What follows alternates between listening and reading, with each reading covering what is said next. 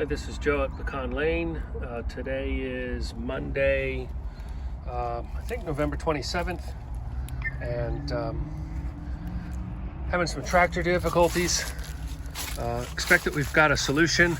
I'm down to my last tree to shake, or at least my last managed tree. I do have a native I want to get to, and my driveway here, I just kind of backed down, and I got to this point and the tractor seemed to give out to me.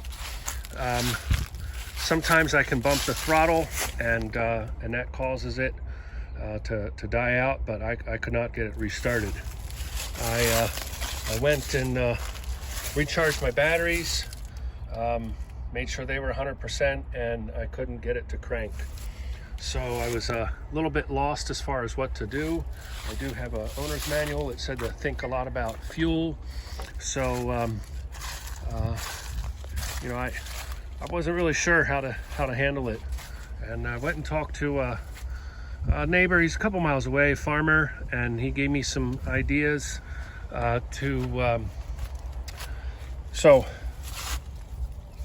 before I get to that point, got to show my oil here, because this is what really scared me, was the appearance of my oil. I was worried that that was water in the oil and indicating some kind of a problem with the cylinder or cracked head, or I don't know.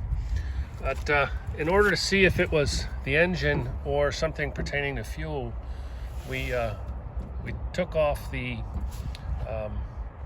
intake, and a customer did this for me. One of my pecan customers came by, and I was busy. I didn't have any starting fluid. He apparently knew tractors pretty well, and he went and got his starting fluid, came back with his tools, sprayed it in there, and the tractor started right up. And so that means the engine is fully functional, and there was something going on with the fuel system. So right here is the fuel can, and looks like an old LP cylinder. This tractor did used to run on LP, and I put a few more gallons of fuel in there. Wouldn't start up, and so what this fella did as far as troubleshooting was I wasn't here for all of it, but he loosened a screw here and made sure that some fuel came through, and it did. And he loosened this here and made sure some fuel came through. There is I think it's called a lift pump, and so this is a lift pump, and this is something that you can use to do some priming action here to move the fuel. And so we saw fuel on the other side. He undid this screw, and the amount of fuel out was kind of weak. And so, and this there's no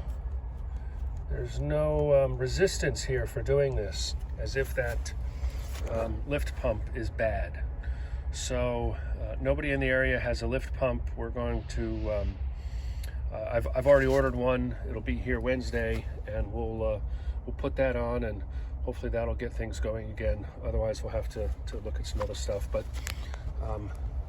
considering that nothing was coming through here much when we were priming, maybe there's something blocked up, but at a minimum this lift pump is bad.